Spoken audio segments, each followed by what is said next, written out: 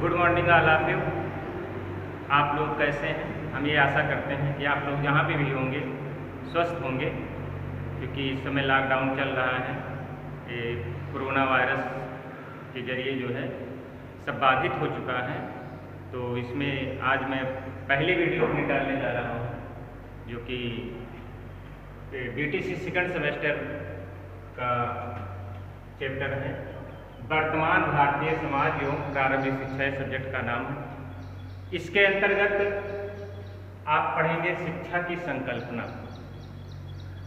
देखिए स्टूडेंट, सबसे पहले हम किसी भी विषय में अगर जानकारी करते हैं तो सबसे पहले उसके विषय में जानकारी होती है।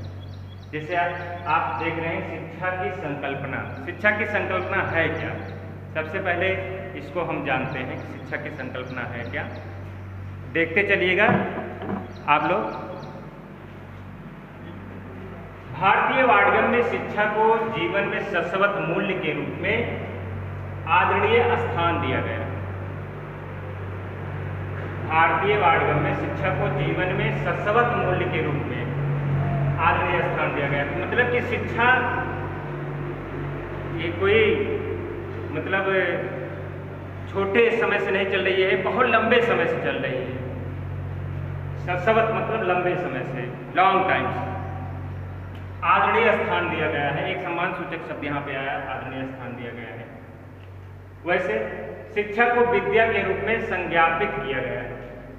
शिक्षा को विद्या के रूप में संज्ञापित किया गया है, मतलब कि स्थापित किया गया है। वस्तुतः मानव जीवन में आने वाली उलझनों झंझावतों का मूल कारण अशिक्षा या अज्ञान ही होता है।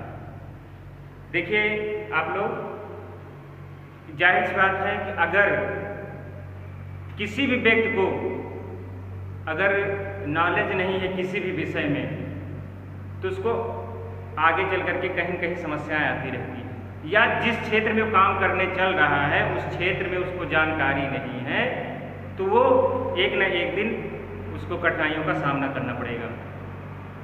आप लोग देखते होंगे जो शिक्षित व्यक्ति है और जो अशिक्षित व्यक्ति है, उसमें अगर कंपैरिजन करते हैं तो शिक्षित व्यक्ति जो है कोई भी कार्य करता है तो पहला नंबर उसमें दूरदर्शिता का प्रयोग करता है, और इसके बाद उसके परिणाम को जानता है कि जो कार्य में करने चल रहा हो इसका परिणाम क्या होगा। उचित और अनुचित को देख करके वो काम करता है। और शिक्षित व्यक्ति जो होता है वो असफल क्यों होता है?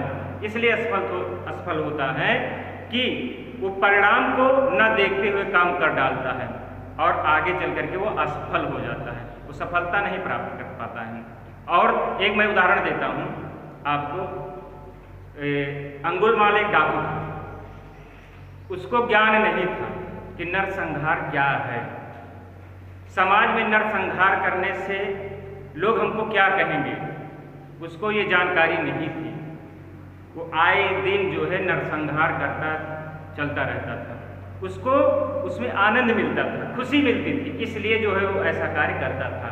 लेकिन अगर सामाजिक दृष्टिकोण से हम देखते हैं तो समाज में ऐसे कार्य को जो है अपराध माना जाता है। एक शिक्षित व्यक्ति जो है ऐसे कार्य को अपराध मानता है, निंदनीय मानता है, और इस कार्य को करने के लिए वो रोकता है। समाज में जो है इसके लिए दंड बनाए गए कि ऐसे कार्य ना हो। लेकिन अंगुलमाल जो है अशिक्षित था, उसको ज्ञान नहीं था कि जो कार्य मैं कर रहा हूँ इसका परिणाम क्या होगा। लेकिन एक न एक दिन उसको ज्ञानी व्यक्ति जब मिलता है और उसको मोटिवेट करते हैं कि ऐसा अहिंसात्मक कार्य जो है आप छोड़ दीजिए, ये कार्य समाज की दृष्टिकोण से गलत है, समाज में इसका जो है कहीं पे स्थान नहीं है, आप हंसी के पात्र हैं, समाज में इसका कहीं कोई स्थान नहीं है, आपको लोग पसंद नहीं करेंगे।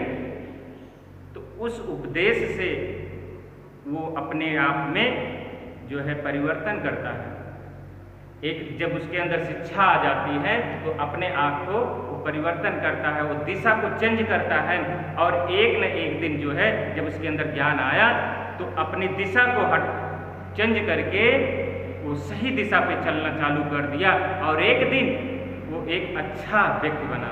और इतिहास में नाम अमर कर गया। आज हम लोग ऐसी ऐसी कहानियाँ पढ़ते हैं, बहुत बहुत सारी कहानियाँ हम लोग पढ़ते हैं जो कि शिक्षित और अशिक्षा से संबंधित पढ़ते हैं कि शिक्षा से संबंधित जो व्यक्ति होता है उसका समाज में क्या स्थान होता है।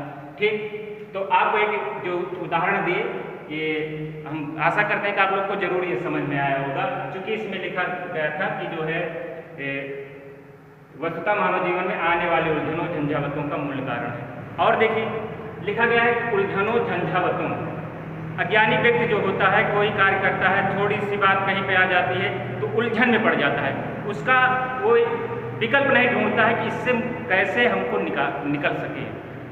मतलब कि कहीं पे कोई ऐसी बात आ जाती है तो उसके अंदर इतना भयभीतपन आ जाता है, डरावापन आ जाता है और वो हमेशा टेंशन में रहता है, उलझने में रहता है।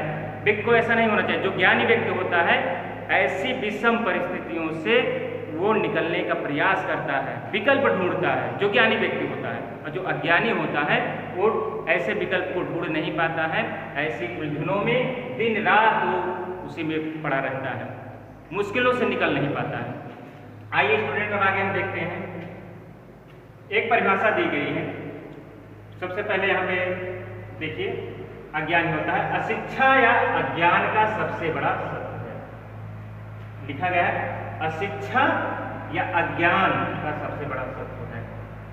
मतलब कि अगर हमारे अंदर शिक्षा नहीं है तो सबसे बड़ा वो शत्रु है। एक परिभाषा है, आप लोग देखिए, प्लेटो जी ने दिया है, अज्ञान समस्त विपत्तियों का मूल कारण है।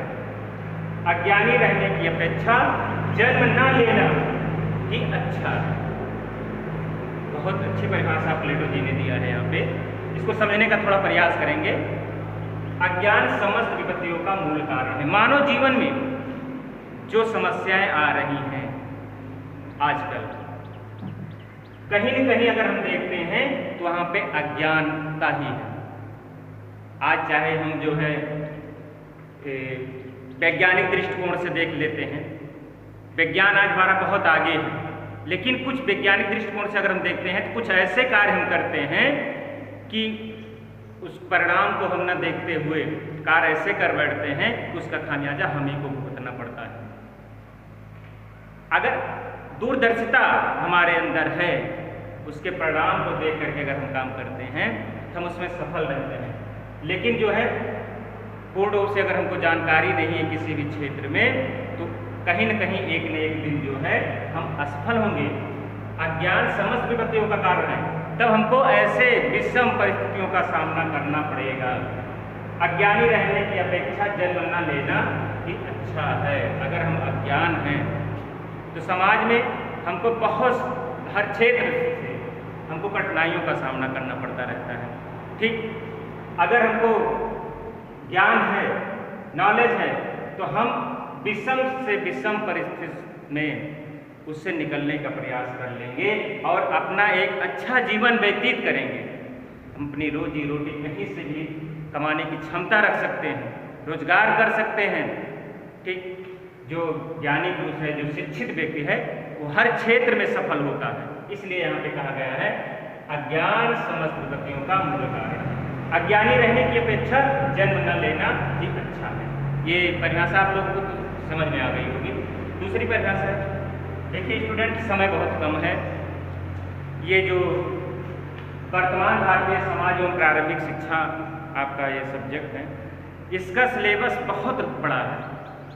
अगर हम जो है इसको खींचने का प्रयास नहीं करेंगे तो सिलेबस खत्म कर पाना बड़ा मुश्किल हो जाएगा। तो थोड़ा आप लोग भी ध्यान दीजिए और तो हम भी थोड़ा जो है स्पीड से लेकर के इसको चलेंगे और विश्वास है कि आपका कोर्स खत्म हो जाएगा। विवेकानंद जी क्या कहा, शिक्षा मानव में निहित दैवीय गुणता की अभिव्यक्ति।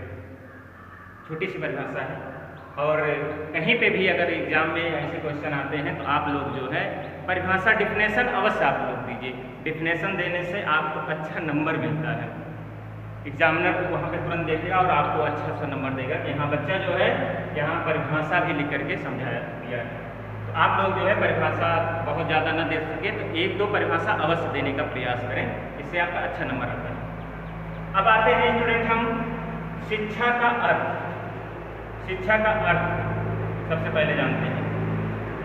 प्राचीन समय में शिक्षा को विद्या कहा जाता था। आज से नहीं, बहुत पहले प्राचीन समय में शिक्षा को विद्या कहा जाता था। विद्या शब्द की उत्पत्ति विद धातु से हुई है। कहाँ से? विद धातु से विद्या शब्द की उत्पत्ति हुई है, और इसमें आ प्रत्यय लगाने से बना है। ये विद धातु जो है आ प्रत्यय लगाने से बना है।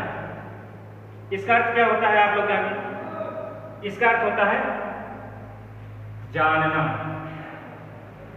क्या है? जानना।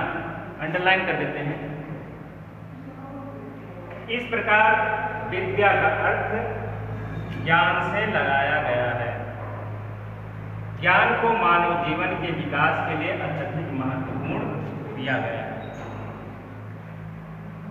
ज्ञान को मानव जीवन के लिए अत्यधिक महत्वपूर्ण दिया गया है। तो ये आप लोगों को जरूर समझ में आया होगा। एक छोटी सी ये वीडियो आज डाल रहे हैं। इसके बाद जो है आपका दूसरा टॉपिक आता है, और उसको भी आपके सामने लेकर के आऊँगा। आज के लिए अभी इतना है।